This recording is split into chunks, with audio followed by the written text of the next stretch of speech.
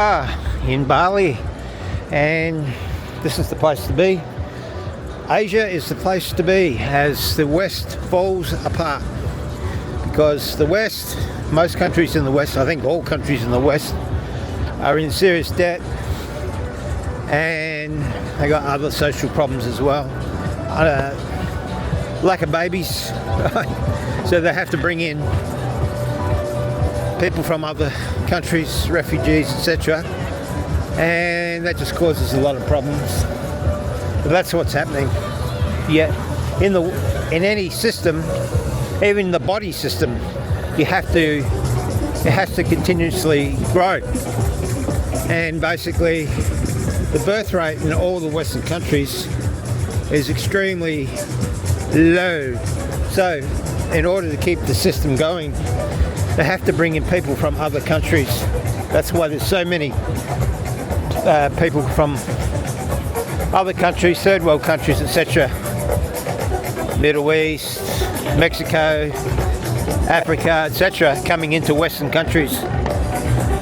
And what's happening is the countries are extremely in debt. I think America's 34 trillion in debt, Australia $1 trillion in debt, Britain a couple of trillion pounds in debt. Most of the, if not all the Western European countries seriously in debt, and the system is falling apart. So Asia is the place to come to, whereas it's not as bad. The system operates different in Asia, and the birth rates in most Asian countries, at least Southeast Asian countries, is higher than the West, so the problems aren't the same. So you got to go where you're treated best, in my opinion. And what they're going to do, and this is no conspiracy, it's all out there, they're bringing in the central bank digital currencies and carbon taxes and digital ID and all these different control mechanisms, whatever you want to call it, programmable money. As I said, this is not a conspiracy. It's just you can read up on this. It's all over the place. The governments are talking about it, and the other thing they're bringing in is the universal basic income. So that's all the changes they're bringing into the world. And programmable money as well. They've already had that for a long time with the indigenous in certain areas in Australia, where they give them a card and they can only purchase certain things. There's certain things they can't purchase, like alcohol, etc., with the card they get. And that's exactly the system they're bringing in for the whole of the West, right? And it'll get worse simply because you get more and more AI, and more people are going to lose their jobs as more AI comes about. You just have to go into a supermarket in the West. I haven't seen it at all in the East, and I've been to multiple countries, but in the West, Australia I'm talking about when I say the West, basically you got all those automated machines in the shopping supermarkets, like Woolworths and Coles, the big ones in Australia, and Target and Kmart are big in Australia in terms of clothes and things like that. So, and they've got all these automated machines. Hardly anybody's working there anymore.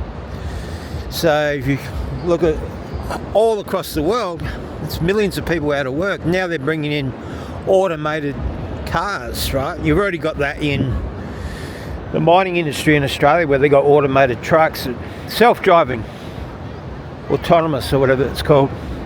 So imagine that, if they get rid of all the taxi drivers, the Uber drivers, the truck drivers, the van drivers, the delivery drivers, replace them with automated cars and drones, which is, they've started doing that in certain areas in the world as well, where you can deliver food with drones. So there'll be no work for anybody, and that's why they're talking about the universal basic income. So that's the world they want to bring us into, and a digitalised financial system on a blockchain. So places like Asia, there are countries in the world that aren't really flying with this, right? Because they're not in the same sort of debt situation that the West is in. And Asia, they're still pretty well cash based. You don't see a lot of people using cards here, especially in the Philippines, but here in Bali I don't see many people using cards.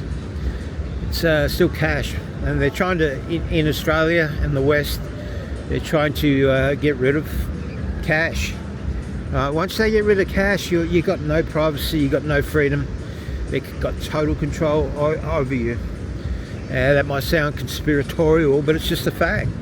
You know, like I said, with the indigenous people, they've got programmable money, you know, and they're going to then say, oh, well, your carbon credits, you know, you can only eat a certain amount of steak this week, and so they're going to control everything.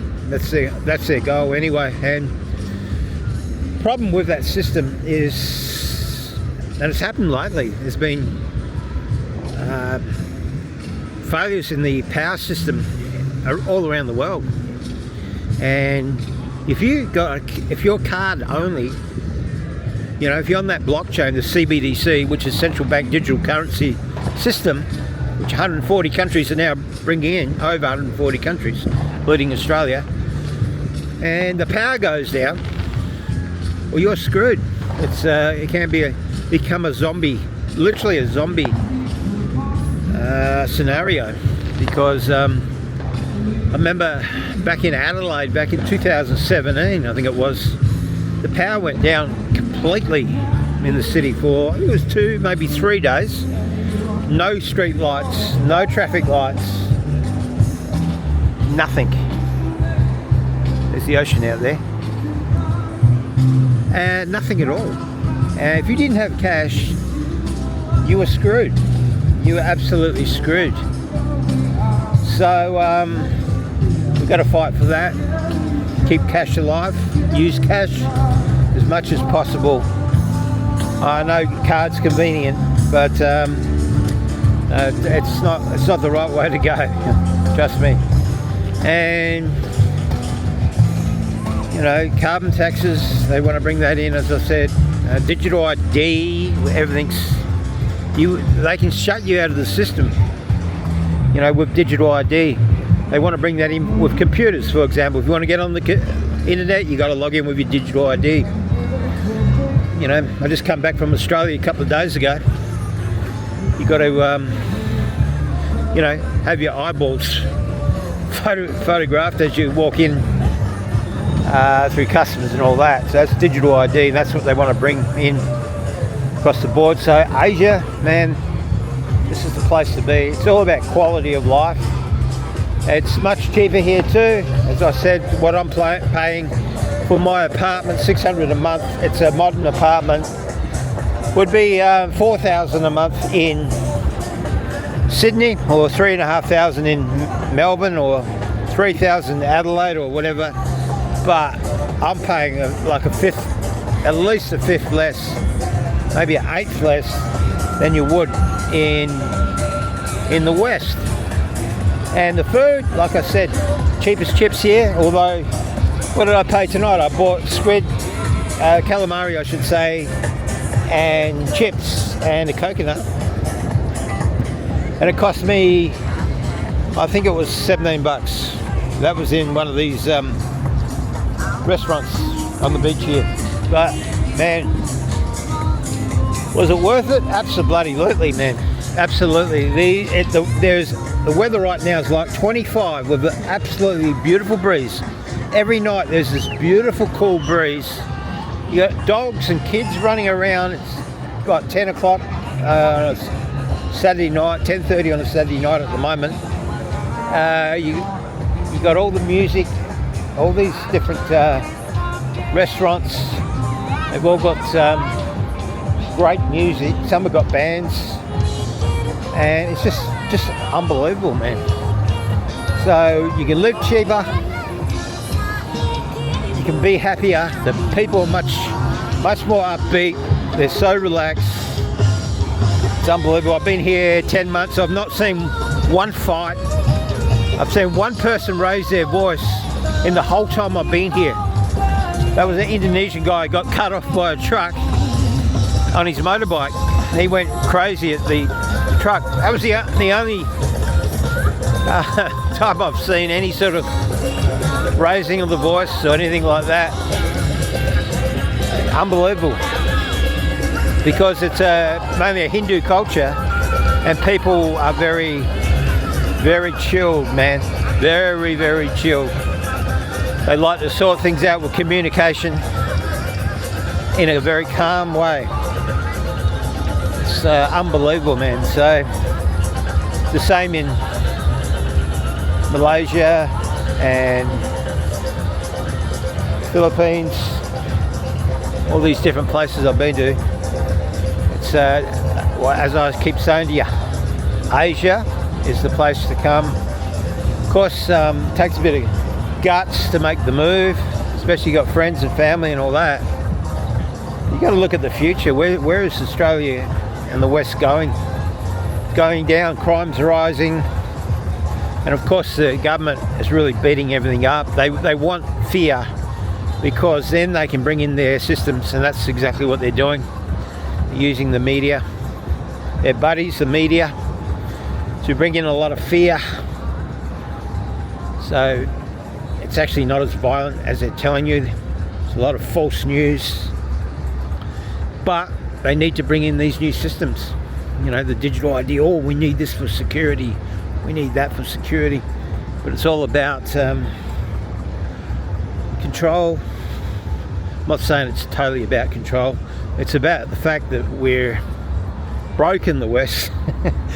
Trillions of dollars in debt. You know, it's been in the red for a long, long time, and it's getting worse.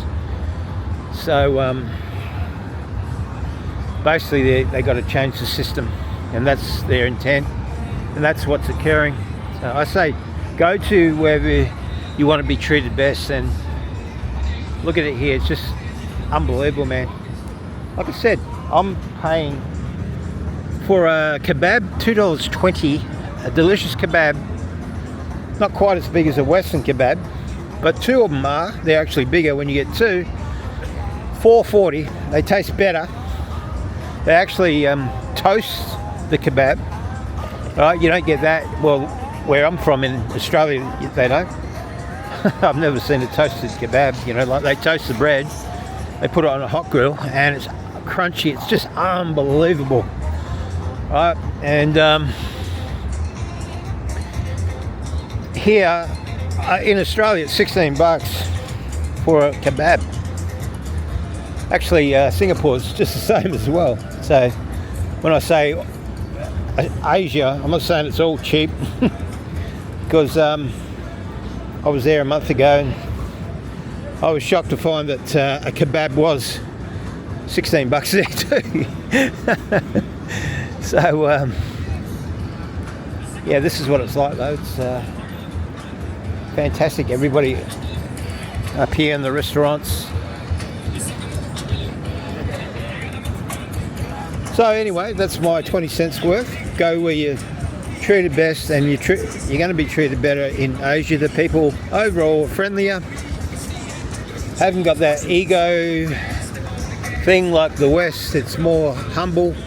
That materialism, that drive for materialism and having shit, they haven't got it here.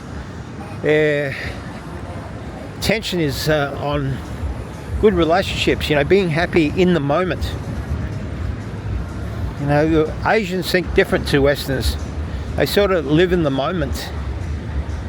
Like animals, and I'm not saying that's bad, I'm saying that's good. Animals are right in present time, and that's what the Asians are more like, whereas Westerns overall are sort of stuck in their head and thinking about either about the past or the future, or worried about bills or worried about this and that. But everybody here is chilled, they're in the present. You talk to them, they look at you in the eye, and it's just great. They'll talk to you for an hour or whatever, you know. it's just wonderful, man, I'm telling you. And everyone's just chill. There's no, the rules, like, the rules you got in Australia compared to here, it's just, like you're going into Star Lake 13 when you go into Australia. Man, it's like, there's still people smoking in restaurants, whether you think that's good or not. I'm totally against political correctness and all that sort of stuff. Some people don't wear helmets. There's a guy there, or is it a woman there, on that motorbike not wearing a helmet. And I don't see cops here anywhere. I don't see, I've only seen one accident. A woman fell off her bike. 9 months, I'm on the road all the time. I'm not saying there's not a lot of accidents, probably is, because the traffic is pretty full on here. But man, just everything's much better. That's all I can say. So go where you're treated best. If you're thinking about coming to Southeast Asia, whether it's Bali or Thailand or the Philippines, I've been to all these countries. If you want to leave a comment down below, ask me anything about them. And I've lived in the Philippines for 16 months. I've been to Malaysia multiple times. I've been to Vietnam. I've been to Thailand quite a few times as well, and Singapore. So Jakarta, I wouldn't recommend Jakarta. That's a very hectic city. Well, so is Manila and Bangkok, to be honest. I don't recommend cities. You know, although I live in Denpasar, on the edge of Denpasar, which is a 800,000 strong city. But compared to Bangkok and Manila, I think Bangkok's got 6 million, and Manila, Greater Manila, they call it Metro Manila, which is comprised of 16 cities altogether. It's got about 12 million, and Jakarta's got about 10 million. So personally, it's not my cup of tea to live in those big polluted concrete jungles. But to me, the island life, it's a sort of, is the way to go, where you're not far from the beach. I'm 2 miles from the beach, maybe 3 miles from the beach. It's a good little ride, and that's all I can say, guys. Make the move. If you 50-50. Now what you can do is get some sort of online work. Start looking. Just get ChatGPT and ask ChatGPT. I think over a billion, 1.5 billion, maybe 2 billion people on ChatGPT. It's your own virtual assistant. Just Google it, ChatGPT, and just ask it, how can I make money online? Because all sorts of people are now making money online. People in their 50s and 60s who know nothing about computers are making money online. You know, they might be into stamps or something like that, and they got a YouTube channel or TikTok channel or whatever, or Instagram, and they're basically making a fortune from these things, or hobbies that they got. They might be into fishing, and you can be an affiliate for fishing products. You can go out, do fishing, take a 10-minute video of catching fish, and basically then put a whole bunch of affiliate products, Amazon affiliate fishing products, and every time somebody clicks on it, you make money. When they buy a product, click on it and order the product. So there's millions of people doing that. Lots of things you can become an affiliate for. Okay, and now you got things like WhatsApp, Skype. So if you're into need to make phone calls, you can make phone calls for next to nothing back to your own country or your country of origin. So you can live in another country in tropical paradise like this, and basically still carry on with your business. Anyone can do it, man. So my other channel, I've got 29,000 subscribers on there and over 1,000 videos. I've made a lot of money on that channel, not just from Google AdSense, but from affiliate products, from doing live streams and people donating, and sponsorships. There's a million ways you can make money online. So that's my 20 cents worth from Bali here.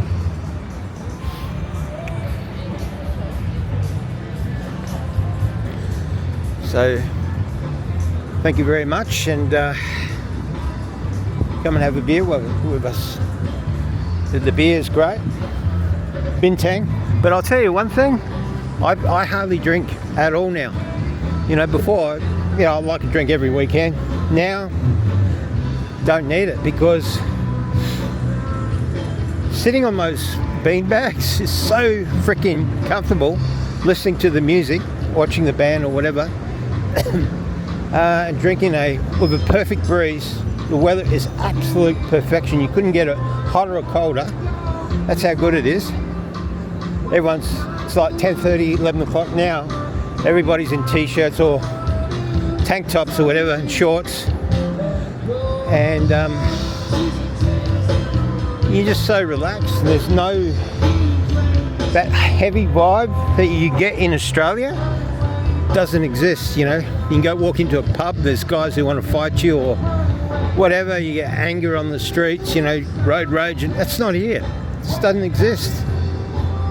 It doesn't exist. It probably does in some of the pubs and all that, with the Australians maybe fighting amongst each other, or with Europeans or whatever. There's lots of Europeans here, and Russians. I met a Russian guy tonight, really good guy, staying in my apartment block. And but there's lots of different nationalities here, which is great. You meet people from other countries, and it's fantastic, to be honest with you. So anyway, thank you very much. Go where you're treated best, and do your research. Check out my videos. I know it's not exactly super professional, unedited videos I do. And ask me anything in the comment section. Thank you very much. Thumbs up from Bali.